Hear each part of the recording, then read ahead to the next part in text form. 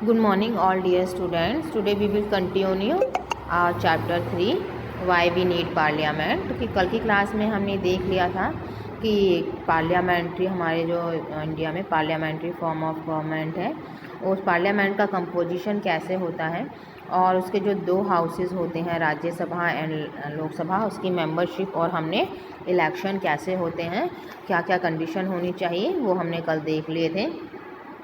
आज हम देखेंगे टेनर मतलब कि राज्यसभा के जो मेंबर होते हैं उनका समय यानी कि टाइम पीरियड कितना होता है। तो every member of Rajya Sabha enjoys a safe tenure of 6 years, यानी राज्यसभा के जो सदस्य हैं वो अपने पद को 6 साल तक इजीली इंजॉय कर सकते हैं। इंजॉय का मतलब है कि वो अपने पद पर 6 साल तक रह सकते हैं, लेकिन उनमें से जो 1/3 मेंबर हैं वो हर 2 साल में रिटायर हो जाते हैं और उनको दोबारा से मेंबरशिप लेने का यानी कि मेंबरशिप में आने का, चुनाव लड़ने का अधिकार होता है। लेकिन जो मेंबर हैं वो दोबारा से जो इलेक्ट होते हैं, इसके लिए कंडीशन है कि जो वैकेंसी होनी चाहिए जो रिमेनिंग पीरियड है उसके लिए, और system of election ensure continuity in the working of Rajya Sabha, यानी कि राज्यसभा की जो निरंतर काम है उस सिस्टम के लिए उसके अनुसार वो इलेक्ट हो सकता है। कहने का मतलब है कि ये पहली बात तो वैकेंसी होनी चाहिए कि वो अपने इसमें रिमेनिंग टाइम के लिए अपनी सेवा दे रहा हो और राज्यसभा वर्किंग में हो। उसके बाद देखते हैं हम ऑफिशियल्स ऑफ राज्यसभा, यानी कि राज्यसभा के जो कौन कौन से अधिकारी होते हैं और उनके क्या क्या काम है। तो जो वाइस प्रेसिडेंट हैं इंडिया के उनको एक्स ऑफिस कहा जाता है, उपसभापति जिन्हें हम बोलते हैं।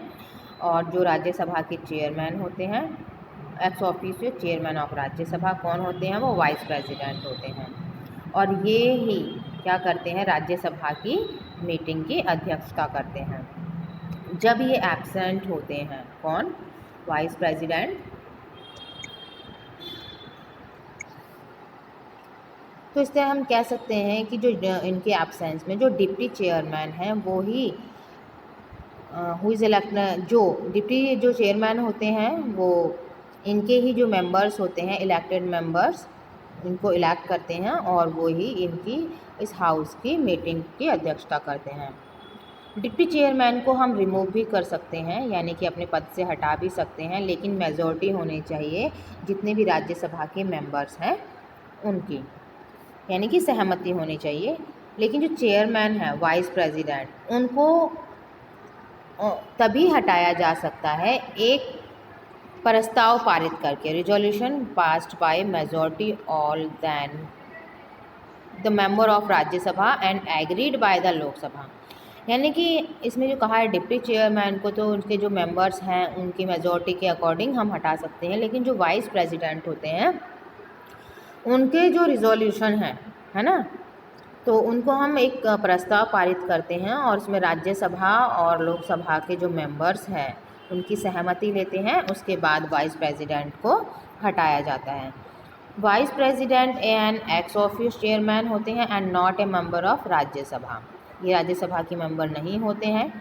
She is normally not entitled to vote, और ये वोट के थ्रू एंटाइटल नहीं होते हैं। कैन वोट इन केस, और उनको जो वोट दिया जाता है वो होता है कि अभी कभी टाई की स्थिति हो। टाई की स्थिति हो मतलब कि जब कभी कन्फ्यूज़न की सिचुएशन होती है कि किसको चुना जाए, कैसे चुना जाए, तब उनका वोट का सिस्टम उन पर लागू किया जाता है, यानी कि वो वोट द्वारा नहीं चुने जाते हैं। नेक्स्ट हम देखते हैं membership and election of Lok Sabha, कि लोकसभा की कैसे कौन जो होता है वो मेंबरशिप ले सकता है लोकसभा का। तो हमने कल देखा था कि राज्यसभा जो होते हैं वो परमानेंट बॉडी होती है, लेकिन जो राज्यसभा की तरह लोकसभा परमानेंट बॉडी नहीं है, क्योंकि ये it is elected directly by the people, क्योंकि ये लोगों के द्वारा डायरेक्टली इलेक्ट किए जाते हैं। किस बेस पर? उन यूनिवर्सल एडल्ट फ्रेंचाइज के बेस पर। It is also called the popular house of और लोअर हाउस। कल भी मैंने आपको बता दिया था कि इसको हम पॉपुलर हाउस और लोअर हाउस के नाम से जाते हैं, जिसे हम हिंदी में निम्न सदन बोलते हैं। Maximum permissible membership of Lok Sabha, यानी हमने देखा था कि इसमें जो मेंबरशिप होती है इसमें कितने कैंडिडेट होते हैं, 250 होते हैं राज्यसभा में, और लोकसभा के लिए होते हैं 550, out of which 530 are directly elected. इसमें कि जो 530 हैं वो डायरेक्टली इलेक्ट होते हैं फ्रॉम द स्टेट्स, और जो 20 मेंबर्स हैं वो इलेक्ट होते हैं यूनियन टेरिटरीज से। तो the president may nominate 2 members from the Anglo Indian community. जो प्रेसिडेंट होते हैं इनमें से 2 मेंबर्स होते हैं जो एंग्लो इंडियन हो, है ना। एंग्लो इंडियन का क्या मतलब है कि जो ऐसे अंग्रेज जो भारत में रह रहे हो, यानी कि जो इंडियन हो गए हैं, उस कम्युनिटी से वो चूज़ करते हैं। चाहे फिर उस if feels that the said community is not adequately represented in the house। तो इंडियन कम्युनिटी से चीज़ उनको इलेक्ट किया जाता है, नॉमिनेट किया जाता है, इलेक्ट नहीं नॉमिनेट किया जाता है। प्रेसिडेंट उनको नॉमिनेट करते हैं, और जो कि ज़रूरी नहीं है कि एडुकेटली रिप्रेजेंटेड हों उस हाउस में। अब क्या क्वालिफ़िकेशन होनी चाहिए कि वो 18 ईयर्स एज हो, है ना, जिनको क्या है कि वोट डालने का अधिकार है। जो सिटीज़न लोकसभा के मेंबर्स बनना चाहते हैं उनको ये सारी क्वालिफ़िकेशंस फॉलो करनी होती है, यानी कि उनके अंदर एक क्वालिफ़िकेशन होनी चाहिए कि उनकी एज 25 ईयर से कम नहीं होनी चाहिए, और वो एक ओथ या अफर्मेशन डिक्लेयर करें कि वो अपने कॉन्स्टिट्यूशन पर पूरी फेथ रखेंगे, और uphold the sovereignty and integrity of India, Bharat की एकता और अखंडता की वो रक्षा करेंगे, ऐसी इन्हें शपथ लेनी होती है। उसके बाद उनको अंदर एक और क्वालिफ़िकेशन होती है, ही एज़ बी लेड डाउन, कि जैसे कि पार्लियामेंट जो होती है वो लॉ के अकॉर्डिंग ही चलती है, और इसमें जो वो है एक रजिस्टर्ड वोटर होने चाहिए, किसी भी कॉन्स्टिट्यूएंसी भारत के किसी भी निर्वाचन क्षेत्र से उनका वोटर रजिस्टर्ड होना चाहिए।